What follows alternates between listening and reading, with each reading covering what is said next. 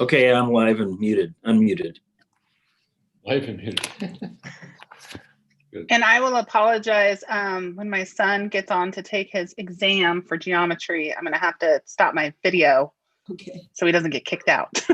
Okay. Yep. Okay, we're live, President Everett. Okay, and I'll call us to order at 5:02. Do we have any modifications or additions to the agenda?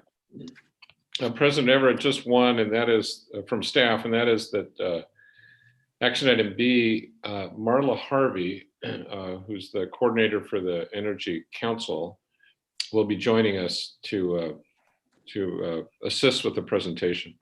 Okay. In that case, we'll move on to public comment. And I understand Kathy Watson's going to go first. Okay, thank you. Thank you, Commission, and I appreciate the opportunity to talk with you tonight.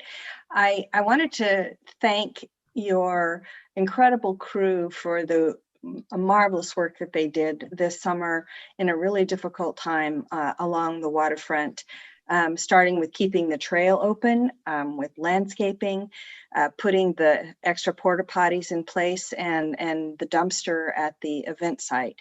I think it made it a great opportunity for people in the community to get out and get exercise when so many other trails and opportunities were closed. I know it was a tough time for you guys, and I really appreciate it. Every time I was there, which was frequently, a lot of smiles, a lot of hard work from your crew, a lot of great waves, hello, and I just think that that's an extraordinary asset to the port. But as we approach winter, I know there are new challenges and some great opportunities really too to keep the waterfront trail open from end to end, to keep it a much needed outdoor option for people who are cooped up, and also for people with mobility issues who might find it just impossible to go for a hike or a snowshoe in the woods. We've known for quite some time that spending time outdoors can boost happiness, improve productivity, reduce stress, and we've lost so many options for that this year. I've noticed in my reading that there are many communities around the country who are designing and managing park and trail systems for more than just the summer months now. Eau Claire, Wisconsin is a good example. They have set up a 3 to 4 mile winter recreation loop that connects the downtown to the University of Wisconsin. The city parks director said recently, clearing pedestrian and bike routes will be particularly important this winter during the pandemic. So even though I'm here tonight, really more than anything, just to say thanks for the great work that you guys did, I also would like to respectfully ask that you consider putting additional resources towards keeping the waterfront trail open this winter during snow events. Michael and I have talked about this in the past, and I know that it is incredibly expensive and enormous cost, and person power is needed to consistently plow the trail, especially during extended snowy periods. But I am hopeful that you will consider making that part of your winter efforts. Even at my spry age of 65, I have a difficult time finding safe places to walk and to run in the winter where I'm not afraid of falling. I spend a lot of time running Satchel, my dog, on the waterfront trail during the spring and summer and fall, but it's almost inaccessible to me in the winter. I would dearly love to use it. And finally, one last request. There are currently no trash receptacles from the entrance by the Sinclair gas station to the far end of the hook, except for the 5 cans that are in the waterfront park, the city park. And there is also a dumpster on the event site, but there's a long section of the trail on either side of that where there's no place for trash. And since I'm a dedicated pooper picker-upper, it's very hard to run carrying a bag of poop in one hand and a dog leash in the other. And I would really like it if it were possible to have maybe just one other garbage can at each end of the trail. I think as people are eating outside more in the winter now that they are not able to be indoors as much, that there's probably going to be a lot of garbage and trash throughout the winter season. I pick up whatever I see, food trash, etc. But I think it would help keep the waterfront clean if there was maybe just one other trash receptacle. I'm sure there are issues around why those were removed, but I'm really hopeful that maybe we can get some of that capacity back on either end of the trail.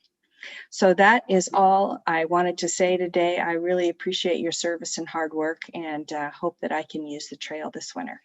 Thank you. Thank you, Kelly. Thanks for coming and testifying. Okay, then Mark Stanfield would come up next. Hello, ladies and gentlemen, Port Commissioners of Hood River. Thank you for your time, and I really do thank you for your public service. My name is Mark Stanfield, and I serve 3 great roles in our Hood River community. First, as a husband and father. Second, as an oncology pharmacy specialist at Providence Hood River Cancer Center here. And then third, as president and chief flight instructor for Hood River Soaring, which is why I'm here today. I'm beginning to work on a $500,000 FAA Aviation Workforce Development Grant. The FAA is looking for ways to expand the pilot workforce, and this grant's objective is to generate interest and prepare students to become aircraft pilots, aerospace engineers, or unmanned aircraft system operators. The program also prepares teachers to train students for jobs in the aviation industry. Hood River Soaring is in a unique position to increase the number of pilots and generate interest from our local resources. I'm asking you, the Port Commissioners of Hood River, to consider partnering with Hood River Soaring in obtaining this grant. I have the vision, but I need the help with the grant writing, and your team has that skill. Hood River Soaring's mission, we promote the art and science of soaring by making the act of flying accessible to all, including special outreach to youth. Hood River Soaring is young, as we just started our 5th year of operations, but like a kindergartner, we are growing rapidly. We are now 66 active members strong, including tow pilots, flight instructors, commercial and private soaring pilots, and most importantly, adult and youth students pilots. We went from 2 gliders to 5 gliders, a tow plane, and a tired golf cart. If anybody's got a good golf cart, we'll take it. One of these is very capable, modern trainer that we worked very hard in raising it. We raised $85,000 last year for this glider. Our pride and joy of our club, our youth work-study program for ages 13 to 25, has so far produced 4 FAA certified private pilot glider pilots. One of these young pilots took full advantage of our program and started at 13. He soloed his aircraft at 14, which 14 is the earliest the FAA allows a person to solo, and he got his license when he turned 16, which is the earliest the FAA will issue a private pilot license. 2 of these successful youth pilots recently graduated high school and are now in highly sought after aerospace engineering college programs. One of those is a female.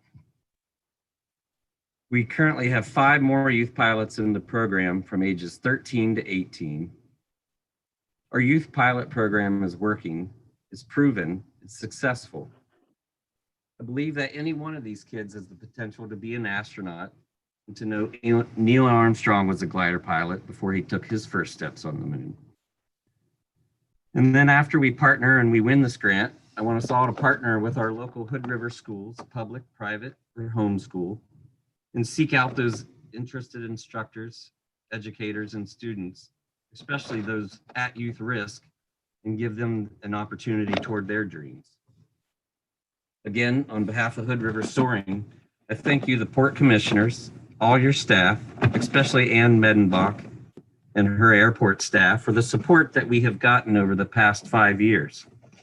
I thank you for the grading and seeding that took place this spring to make the glider port safer to walk on while we work with our fleet of sailplanes, and it's beautiful. Now it's a place where members and their families and scenic ride customers and our students will want to come and learn about aerodynamic principles, airport and federal aviation regulations, weather forecasting, aircraft maintenance, and the art of riding ridge lift to mountain wave around Mount Hood. Thank you for your consideration. Mark, thank you very much. I don't know if you know our process. We never respond. And right now in the meeting, but we take the testimony, it's been heard, and we'll get due consideration.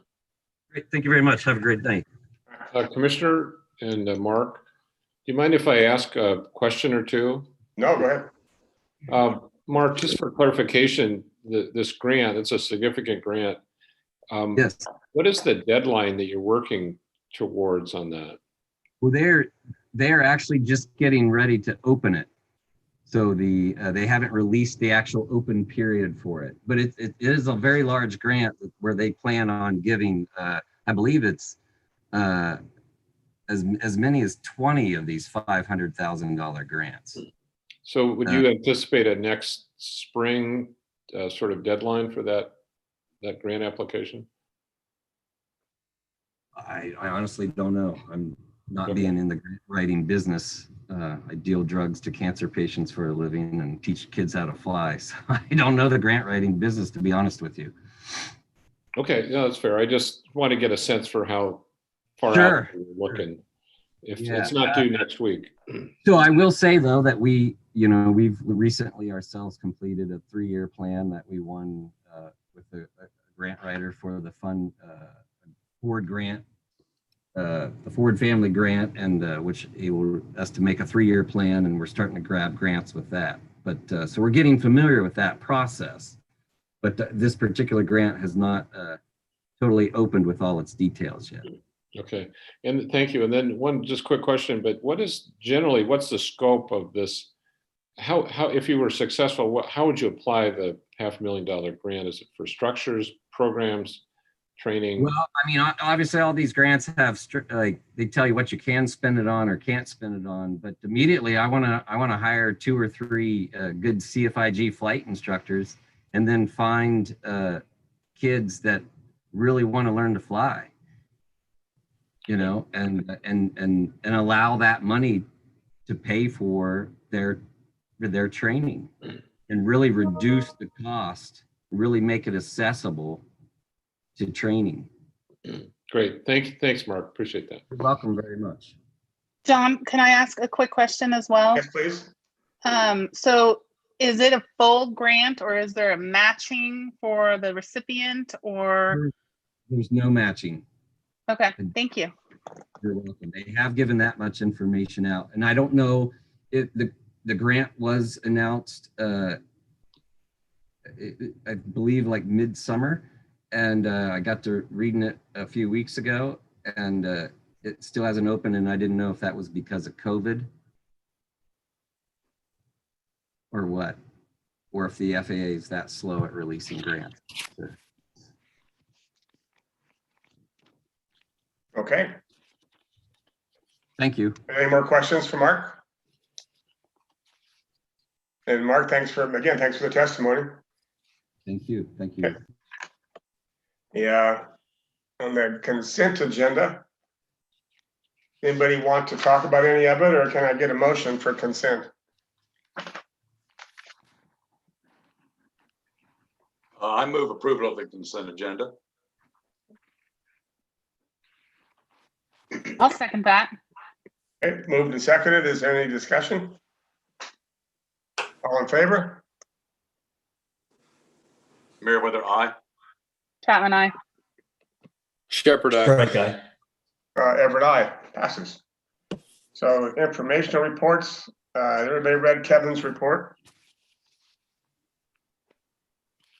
Okay, no need to talk about it. There's no presentation. Go ahead. Actually, I just had one quick question about this. The one thing that we keep running into a wall with is the tribes. And I'm trying to figure out if we're really exhausting all of the out of the box ways to try and connect with them, involve them, do we need to possibly invite them to our working group? Not necessarily the one with the memorandum of understanding, but the other bi-state working group, but that the DOTS and other people are involved in. I mean, what do we need to do to get, Kevin, do you have any ideas of what we need to be doing to, I'm just nervous about that piece.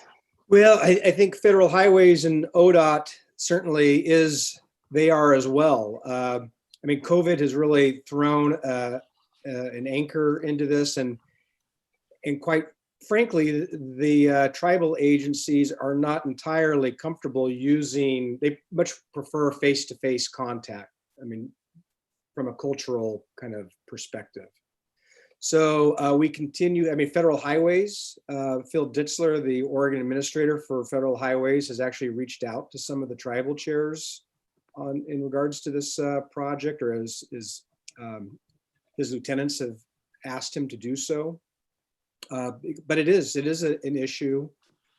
It's one thing where a lot of times you say no news is good news, but this is an issue where, you know, we don't feel real comfortable with that. An example is, you know, I've been talking with the operations manager over at the Treaty Fishing Access site across the river about putting up a kiosk over at the tribal fishing site.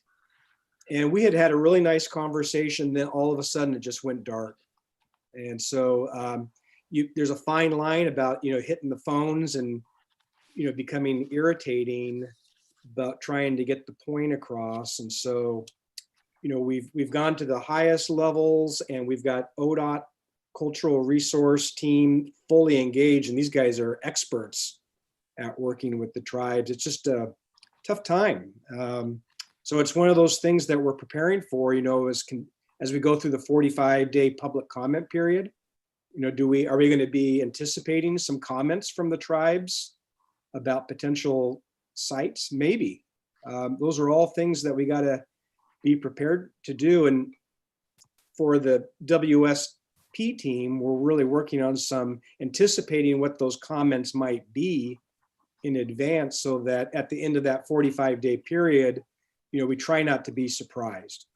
So, you know, I don't think that's a, you know, satisfactory answer, but it's one that we're all trying to work around and accommodate for what the results might be from that.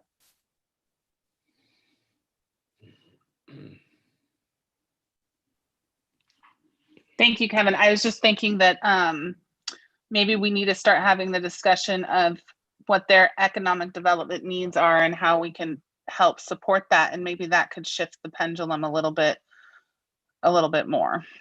But thank you for all you're doing. Absolutely. Sorry, I couldn't give you a better answer. Yeah. Any other questions on the bridge replacement project? All right, that takes us presentation and discussion. We've got none on the menu. And on to executive report. Yeah, let me just highlight a few things. And I'm going to leave our response to the governor's executive orders and the guidelines directing agencies to and businesses to approach COVID and increase the limitations. Let me leave that to last. First of all, I just want to say thank you to commissioners and everybody that participated in the fall planning. From a staff standpoint, we felt that was probably the most successful, clearest from a direction standpoint of, at least for fall planning sessions, as long as I've been here. And we feel like we have exactly what we need from the commission, the direction to move forward. So thank you for that. Fred has completed once again the annual audit, and I think it will bear out that it's quite a good one, and that's a big effort on Fred's part and staff to get everything to the auditors. So great step there. The next step for the audit is to go to a peer review process. So that'll be completed in the next month or so. Brick deck welding is going on. This is the second week of single lane closures for welding. It's gone pretty well. They lost Friday because of weather conditions, and they've now moved southbound north of the lift span. And so John feels like they're making quite good progress. The marina software installation is moving ahead. Daryl and Fred are working together, and they're making really good progress there. We've completed now the DISC assessments of management staff, which was a step to improve our individual awareness of how our working styles, and also understand how people or other employees are perceiving us. So those are complete now, and they'll be assembled. And then Paul Hutter from HR Answers will be having individual meetings with staff. Wanted to make sure the commission was aware that the Lions Club wants to do a fireworks show on New Year's Eve. Honestly, I can't remember if we've talked about this before. I felt comfortable with it. They, of course, canceled the one in summer. So this is a, probably cold, maybe rainy, wintertime fireworks. But those Lions, they just got to fire something off. And it seemed like, relative to COVID, that was a safe situation, and we would feel comfortable with it. Is there any concern by any commissioners about that? I just had a question. I think it's an awesome idea, only because it's fire safety is so much better in January or December than July. What time are they? I mean, are they going to do a true midnight New Year's ball drop, or when it gets dark at like 4? They probably do East Coast New Year. I don't know. I was just curious if it was what time it was at. Daryl, do you know the specific time they're proposing? Yes, they're shooting for 8 o'clock. Midnight, my style. Can someone tell us what their precautions are? I mean, obviously it's a great idea. Are there precautions in place for, I don't know who'd be gathering outside together at that time of year, but are there some requirements? And maybe Michael's going to talk about this in a minute. Are there some requirements as far as gathering to watch it on port property? Well, we won't know what the specific orders or guidelines will be at that time, but the assessment is, of course, the spit will be closed just for the Lions operation. But I think the belief is that most people will be in cars or looking at it from the town down to the waterfront. So there's an element here that we really can't control, and people have to, we can't prevent people from coming together. All right. I do think we should encourage, and I think it's a great idea too, but I do think we should encourage social distancing and masks and those sorts of things. I agree that most people will probably be in their cars, so it's limited on what we can do, but I do think we ought to get the word out that if it's done, or ask the Lions to help us get the word out that people need to be responsible with regard to their safety measures.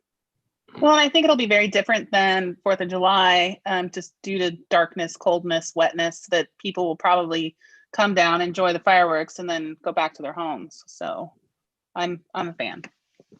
We'll talk about what how the Lions Club is approaching that, and we'll encourage that, what you said, Commissioner.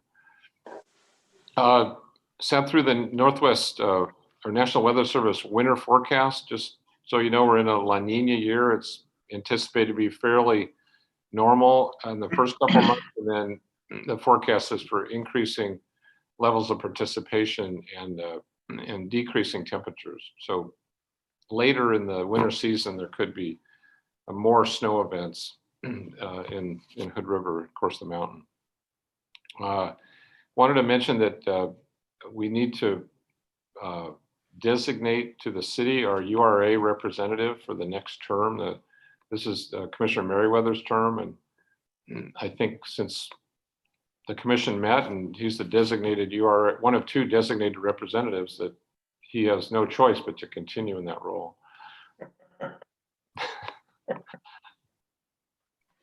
Hearing no comment from the commissioner. We call that Can't being figure out how to get my voluntold. mute off here. Yeah. No, I'm fine doing it again. Okay. So the commission will have to formally approve that, recommend that to the city. Gosh, I don't know if I need to talk about this much, but the Halyard building was impacted by the phase 1 of the city's stormwater replacement relocation line. And if I can make a long story short, basically the line that connects most of the site runoff is located at an intersection point that was going to be abandoned by the city. That required some real fast, quick coordination between the city and the port, and John Mann did a terrific job in doing that. So they brought an alternate location stub line over to the curb. Then we had to hire a contractor to get it through the curb. And that cost total, that was Zeller, that was just about exactly $6,500. So that got the new connection point through. And then the city inspector said that they wouldn't sign off on final occupancy for the Freem project until the port then redid that curb cut to meet ADA standards. And so currently there's an asphalt patch, but it has to be replaced. And we think the cost of that will be right around $2,000. So I just want to point that out. So good work, a lot of good work by John, and a tough coordination under a really tight timeline. And it appears that this will be done successfully and well. Michael, where was that first project done that Zeller took care of? What was the location of that? It was a little bit south of the Halyard building, right about in the middle of 8th Street. And it basically brought us a spur line or an access to the property line to up and over. That's just about where the curb cut is south of the Halyard building. I got it. So artistic excavation on site already for the project at Halyard. How did Zeller come in cheaper to come on site and take care of that, as opposed to just having artistic take care of it on site? Yeah, we debated that because that would have required a change order to a contract, a Freem contract, or have required us to do a separate contract with artistic. They had demobilized by that point, so there was no advantage because they weren't on site. And Zeller was, that's what he does, and he was very responsive. Okay, makes sense. I just drove by it every day, and I see one guy there, and then another guy comes in. I was curious, but they're already gone. That's right. A few more things. On Thursday, we'll have Representative Stafford Bandlow out here to do the remote access to the SKU system. And that, John said, if that had been in place when they tried to put the shims in a week ago or so, that would have really made for a quicker, clearer operation. So the intent, of course, is to allow remote access. We have to allow it to occur, but that would permit Stafford Bandlow's engineers to access the SKU system directly and be able to troubleshoot or forensic if there's a problem. So this will take about a day to complete. Won't require any bridge lifts. Last two things. As you know, the supplemental draft EIS is done. I wanted to point out that I got a call from Phil Ditzler today, Oregon Administrator for FHWA, and he was highly complimentary of the work that's been done on that. He just said, terrific job. We have their full support and confidence that this project's moving forward well. And that's a compliment to Kevin. It's a compliment to all of you that are working on this. So really good to hear and get a call like that. And then finally, of course, there's these new COVID restrictions and guidelines. And Genevieve's been leading that effort because we do have deadlines to respond to and products to produce, and Genevieve's been leading that. So a quick update. Just a quick update on some upcoming deadlines relative to the new OSHA requirements that were released 2 weeks ago with really, really tight deadlines. And I just want to thank all of my colleagues for stepping up and being very responsive and proactive on all of these measures. Our first deadline is November 23rd, where we have to finalize our building operation plans for all work environments for the port. We essentially began that effort in March with our COVID-19 policy that was a port-wide policy that was communicated by Michael to everybody on staff. We've been operating under that. I think we've made only a couple of additions to that policy since March. And it involved really establishing sanitation protocols and schedules, signage, distancing. Fred led the effort to install cubicles in between our front desk staff, which are desks that are in proximity to each other, as well as implementing PPE protocols and sanitation protocols in the toll booth.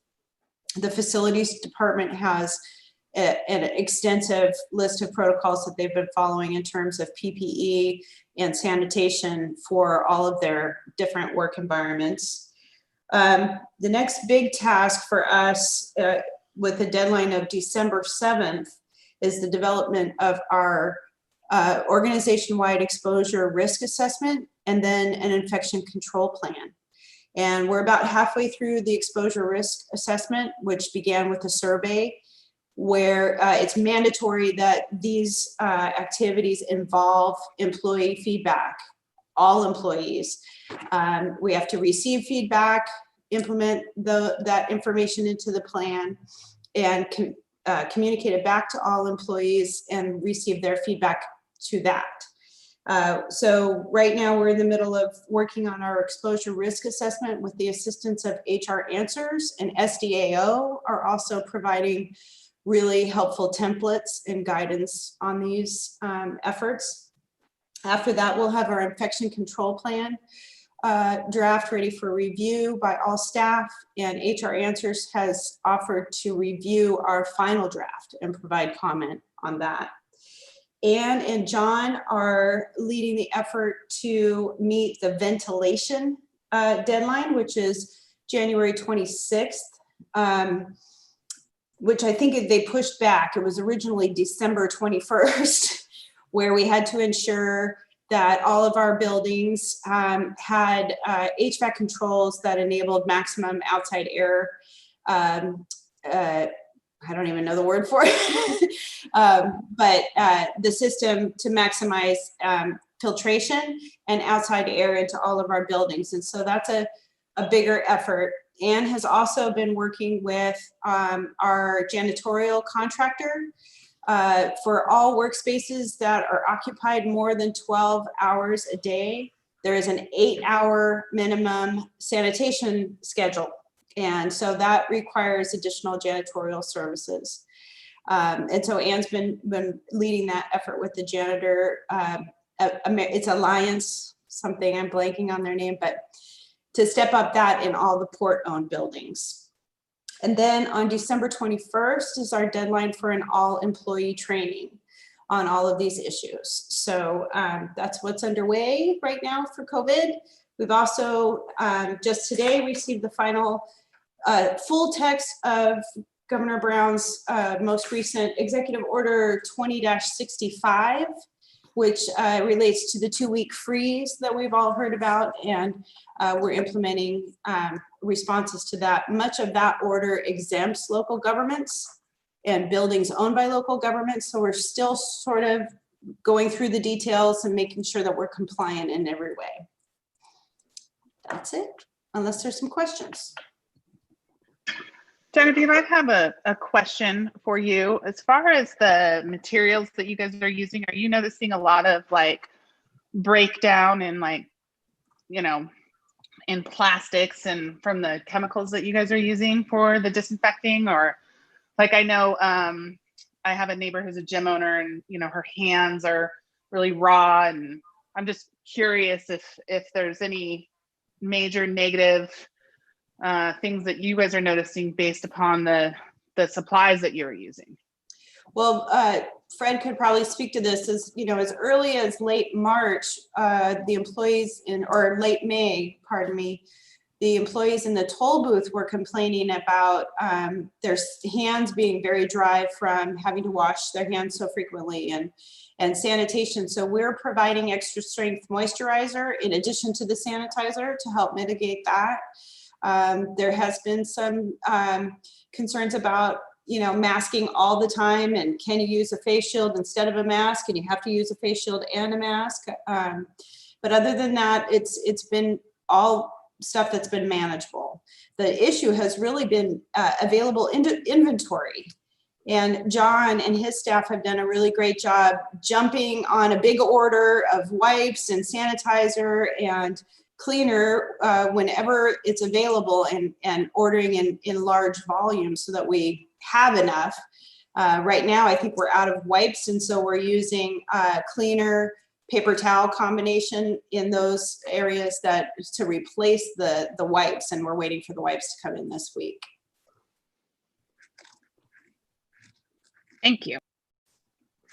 I have a question if I could. Do we anticipate any changes in our toll booth operations with this next 2-week lockdown period coming, or we think we're good to go as we're doing now?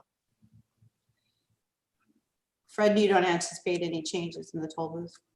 Oh, with regard to the toll booth, no. The initial reason was we had to give up our PPE to the healthcare providers and first responders.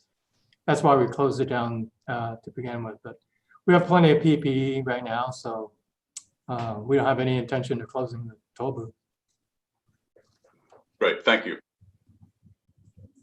Well, that concludes the report. I will just point out that this is the third commission meeting, 3 consecutive Tuesdays. And if you miss having a meeting or miss anyone, we can schedule one for next week. If not, we'll schedule the next one December 1st. Okay. Then thanks, Michael. And we have no commissioner or committee reports on the agenda. So I'll move to action items. A, approve the 2021 waterfront parking rate schedule.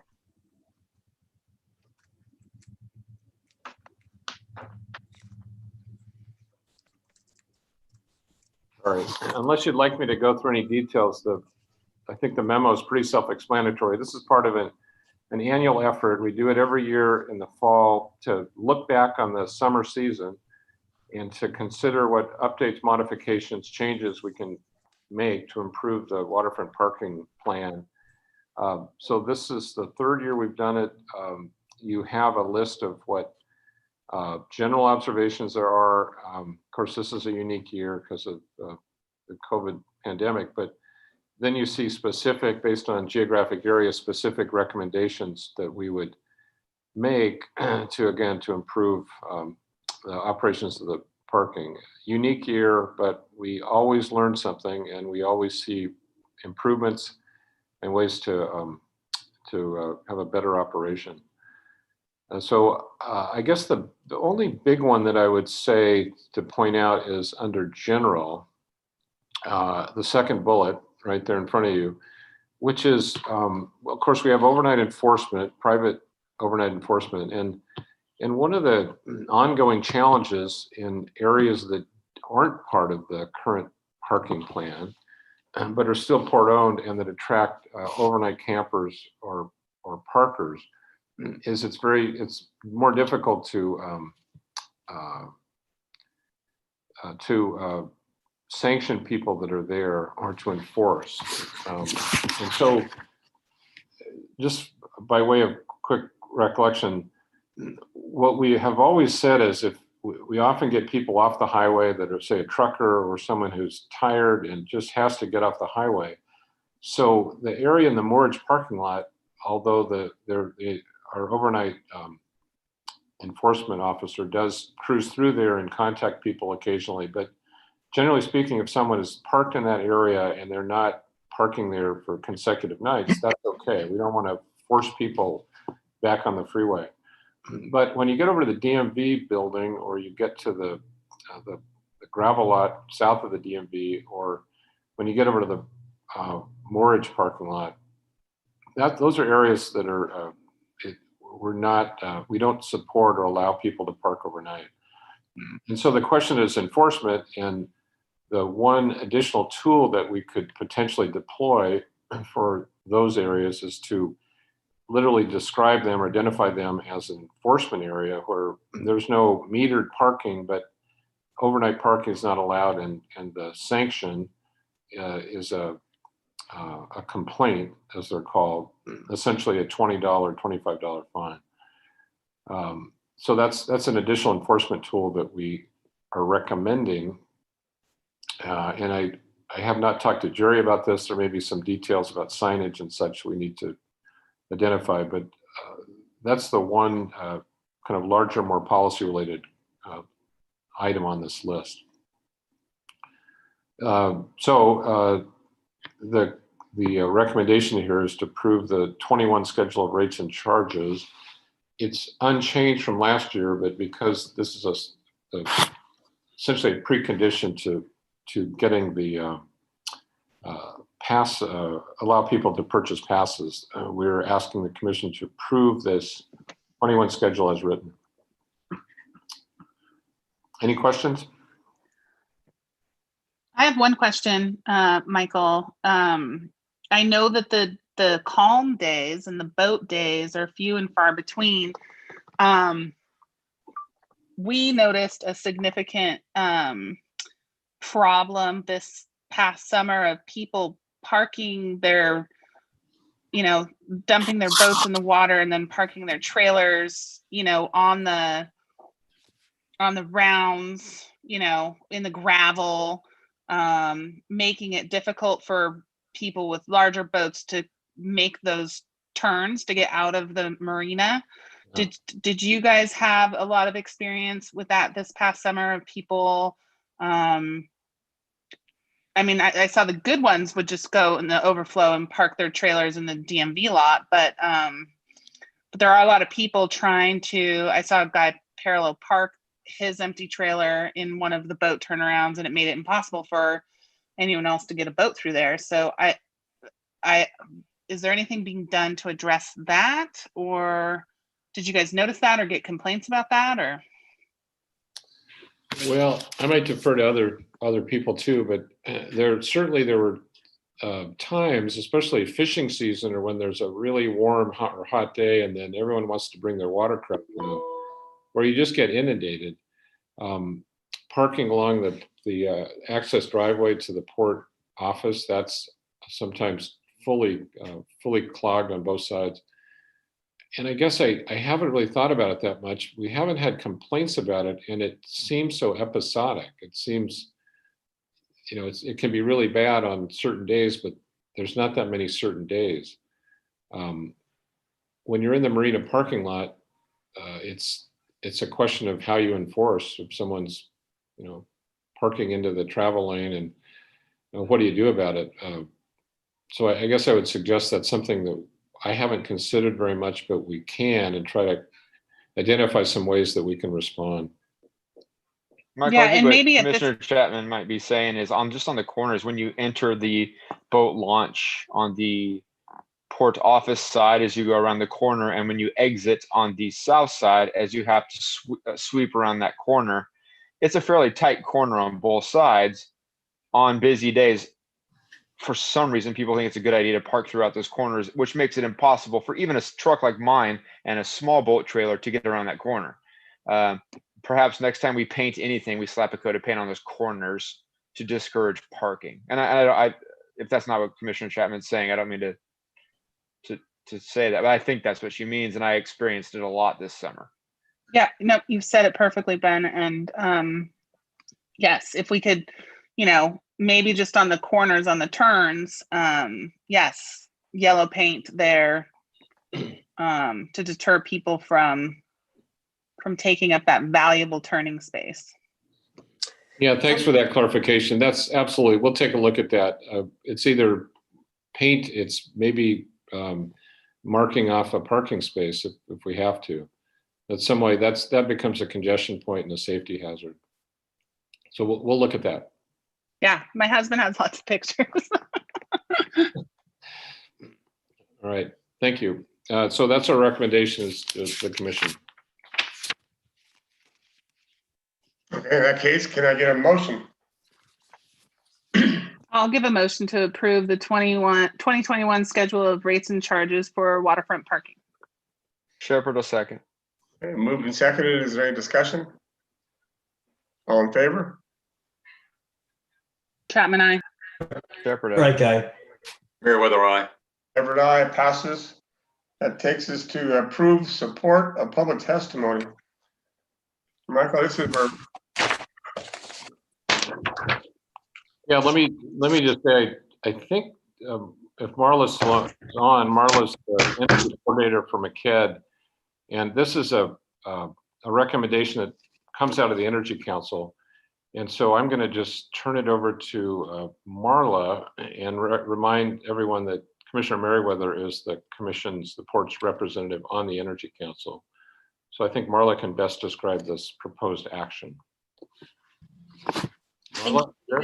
Thank you, Michael, and thank you for having me. I will briefly say that I have participated in a lot of public meetings in the last few days because of these comments, and no one leads meetings with quite the humor as Michael. So you are lucky for that.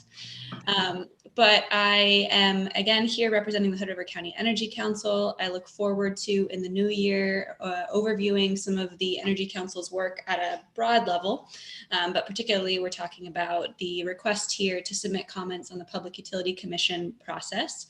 So there is information about the Public Utility Commission in the memo. But this is an agency that regulates investor-owned utilities. So for the community's perspective, that is Pacific Power, or for the Port's perspective, that is Pacific Power. And in response to an Oregon executive order, the PUC is responding with has drafted a number of work plans that will guide some changes to its operations over the next few years. And the Energy Council, which is an advisory body to the Port, thought that this was a really particularly important time to both let the Public Utility Commission know of the community's interest in these topics and also to share specific feedback on that. So they drafted comments and specifically in response to the work plan. And there is an opportunity to read those comments into the public record on Thursday. Given that this is the first time that the Energy Council has wanted to engage in a formal way in a public process, we did want to bring this to the Port's We wanted to bring this to the Port, and since we have you on this particular topic, we are hoping that we can submit the comments with the Port's support as you have the comments in front of you.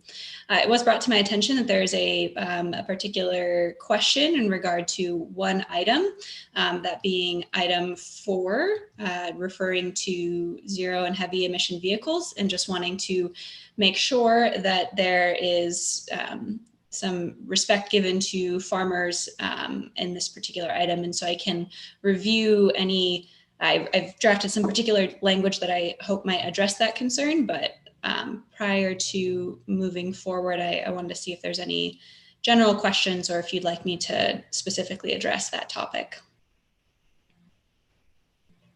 Marla, this is Commissioner Shepherd. That concern was mine. I've seen farm equipment be looped into and kind of captured within the term vehicle in the past, and I'm curious about the language there. I'm wondering if we can tidy that up a little bit and change the language so that I just can't support anything that doesn't take that into account, since the technology doesn't quite exist yet for us to be able to do our job. If we're have to be carbon zero at this moment. So I have some concern about number 4, but that's it.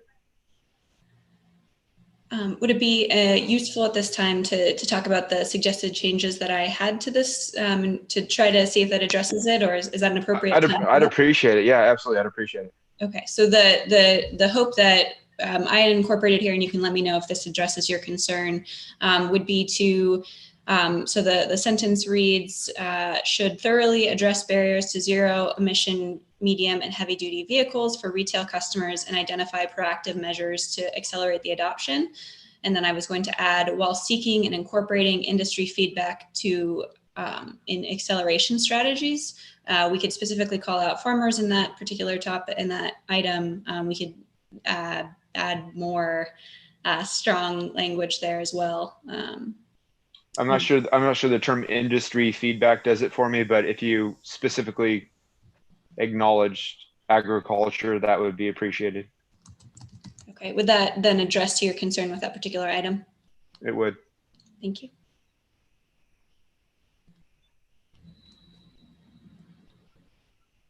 So I have a question, and I tried to do a little bit of research today on the, so this is in response to the Oregon Executive Order 20-04. And when I was looking into the order, it seems to be highly contested. And it seems to be like that there is a lot of, one article that I read said it's opening up for a lot of potential litigation, and I'm not sure that what is the need for this public oh sorry, my video is off, sorry. I was trying to keep it off for my son. What is the need for the public support of the port at this time when there's still a lot of questions to be answered for the legality of the order itself? Let me answer that if I could. The Energy Council could have, and this is a point that several commissioners may have, the Energy Council could have submitted these comments without necessarily going back to the governing bodies of the entities that comprise the Energy Council, unless you look at the last of the first statement that's in the testimony, which states that it is done with the support of the four governing bodies who adopted the energy plan. Well, then that requires going back to those governing bodies. And the Energy Council felt that would lend weight to the, or credibility to the Energy Council's offering of testimony, particularly because it's a relatively new organization and would show the support and the solidarity of the entities that comprise the Energy Council. So, and there are also some lay members of it. So that's sort of where that came from. The idea was that it would help add weight to the Energy Council's comment. Whether or not there are legal consequences of this, if it's contested, typically measures like this are not always fully supported initially by especially those utility providers. A lot of times those things have to be negotiated through the process, but I don't think there's any pushback onto the port itself or any of the other entities with regard to this order or the subsequent action. So then are Port of Cascade Locks, City of Hood River, County of Hood River, like they're all going through this in their governmental meetings as well? Yes, and I'll let Marla speak to that more because she's been, I think, attending some of those meetings. I think Port of Cascade Locks was today, wasn't it, Marla? Yes. So to add a little bit more context to what I understand is your first question is because so this doesn't really, these comments don't specifically reference or provide support for the executive order itself, but recognize that the Public Utilities Commission is now going through a public process to implement the executive order. And given that process, could move forward and is expected to move forward, it's important for community feedback in that process if these rules are being implemented. And then to the comment, yes, these comments you are now the final body to review the comments. For various reasons, because Cascade Locks Municipal Utility is not regulated by the Public Utility Commission, we will just be having this, provided the port is supportive, having these comments provided from or supported by the ports of Hood River and the city of Hood River and the county of Hood River. So the Port of Cascade Locks declined the support, or you don't need the support? It was a little bit of both. There was a miscommunication in terms of our ability to get before the Port Commission. I just participated in an Economic Development Committee meeting and they were comfortable with the Energy Council submitting the comments, but felt that because one, the port hadn't formally been able to review them, and because the Public Utility Commission doesn't regulate the Port of Cascade locks, that it was most appropriate, or that it wasn't needed in this particular situation. And Genevieve, could you scroll to number 1 of the items about the tariffs? The green tariffs. So I guess I have, the research that I've done is that this executive order was to kind of try and circumvent the cap and trade bill that got a lot of negative impact from Eastern Oregon, including our own community here with the agriculture aspect of our town. So I guess I'm a little concerned about, there's these blanket statement of things, but it doesn't really talk about, we don't really know what we don't know. And I have a slight hesitation supporting something that we don't know exactly what we're supporting. What will the financial impact be to the end user groups? What will the financial impact be to the agriculture that supports our town? And so I guess I could just need a little clarification in that. That would be great. If I can answer that one as well. So specifically the green tariffs, what this particular support expresses is that green tariffs are some way that a community can work with a utility to encourage some subsection of the community to get access to renewable energy. And that might be support, depending on how that is designed, that could be supporting local projects that have resilience and economic development directives. It's basically what this comment is saying is that existing as a tool is a benefit to communities. It's not saying that Hood River County or the Port of Hood River in some way will support or pursue that effort. It's just saying that we would encourage the development of a way in which communities can pursue that option, and also have it be led by the community and not by the utility. So right now, green tariffs, there's some questions around if they are legal now and in what way.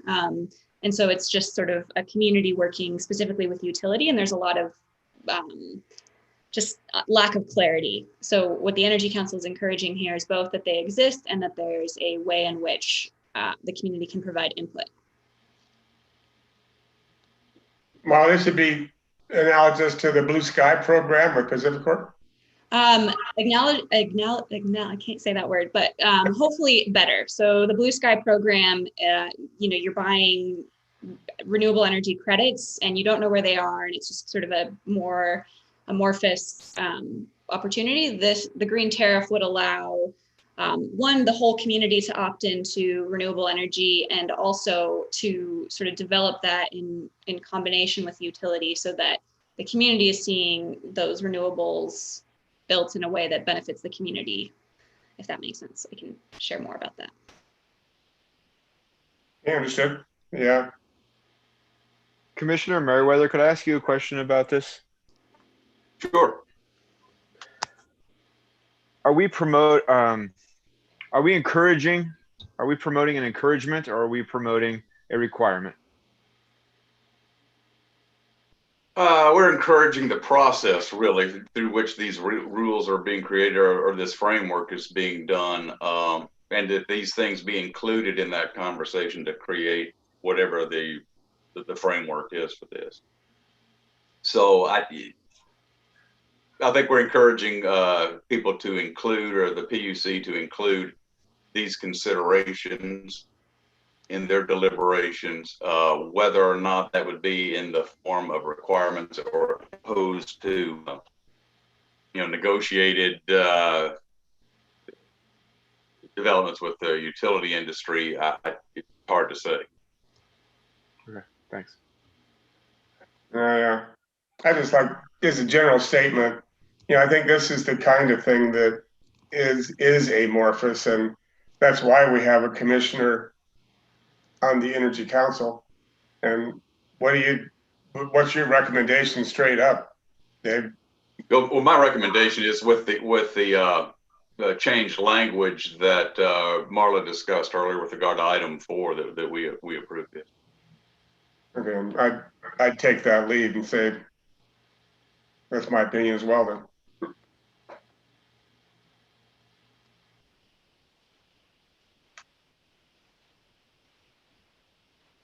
Questions or discussions? Marla or Dave? In that case, can I get a motion? Since I think this is going to pass, I'm going to make a motion that we approve the support of public testimony from Hood River County Energy Council to the Oregon Public Utility Commission regarding implementation of Executive Order 20-04. And Jerry can correct me if this is not right, but I would like to add to that with the suggested change in language that specifically addresses agriculture to item number 4. I'll second that. Moved and seconded. Is there any discussion? Well, and Jerry, this is a question for you. Should we wait and see what that language is before moving forward?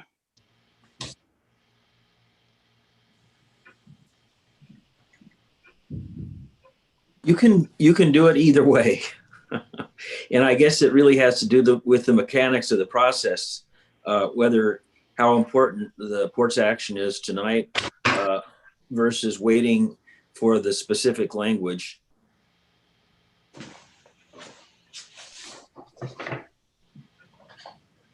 Ben, you have a comfort level? I'll trust Commissioner Merriweather to review that and give it a stamp of approval. I think we're on the same page. Okay. And I'll agree to that. That sounds good.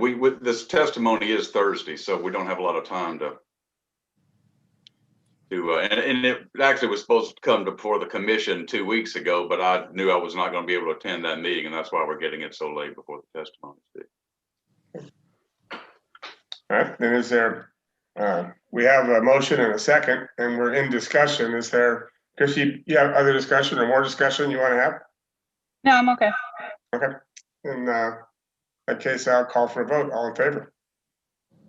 Shepherd's yes. Merriweather's a yes. Chapman's a no. Strike yes. Everett, yes, passes. Thanks, Marla. Thank you. And number C is approved amendment number 1 to the contract with Steve Siegel. And Kevin, you're going to take that? Great, thank you. Just in real brief summary, right now there's 2 contracts. There's an original contract from 2016 and then a newer contract that focused on the governance work, which was executed earlier this year.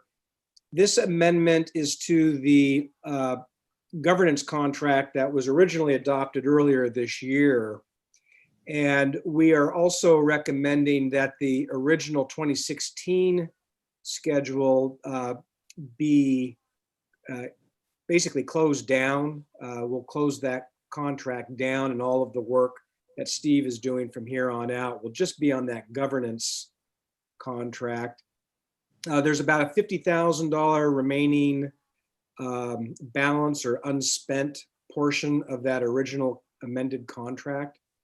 And so theoretically, that amount that is budgeted for other Siegel work would go towards this governance amendment.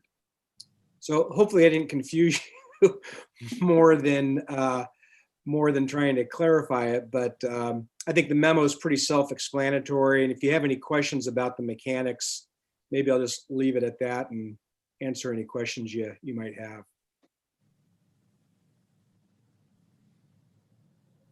Not hearing any, I would certainly recommend that the commission authorize amendment number 1 with Steve Siegel.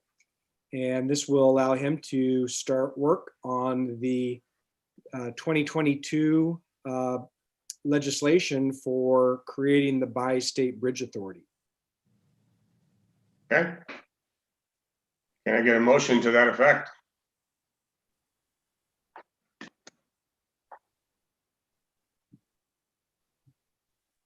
I can do a motion to authorize amendment number 1 to contract with Steven Siegel Consulting for consulting services related to bridge replacement governance. Strike will second that. A motion and a second. Is there any discussion? In that case, all in favor? Chapman, aye. Fairweather, aye. Shepherd's and I.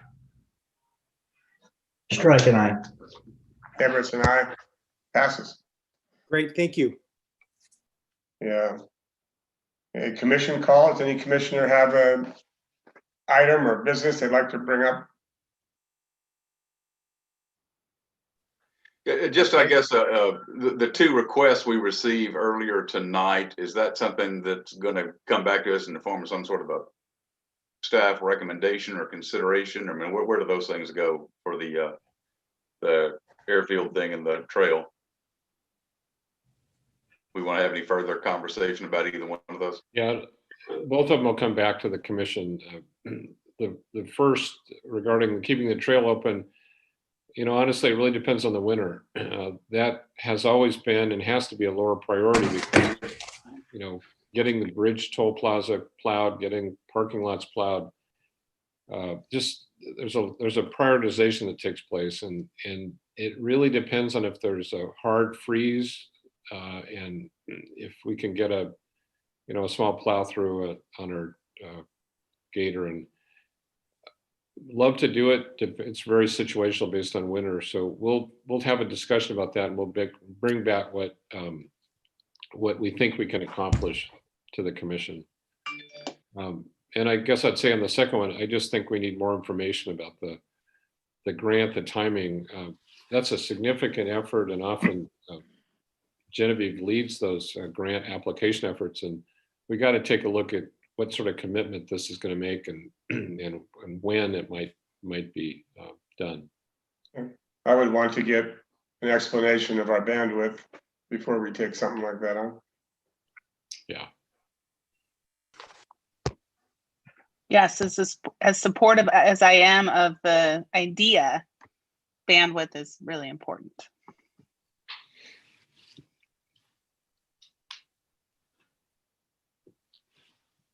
Okay, Commissioner Mayweather, that's your question answered? Thank you. Okay. Then I'm willing to go straight into executive session, and we take a 5-minute break. If you'll call us into executive session citing the statute number, then I'll stop the live stream. Okay, and I'll recess our regular session and call us into executive session under ORS 192.6602E, real estate negotiations.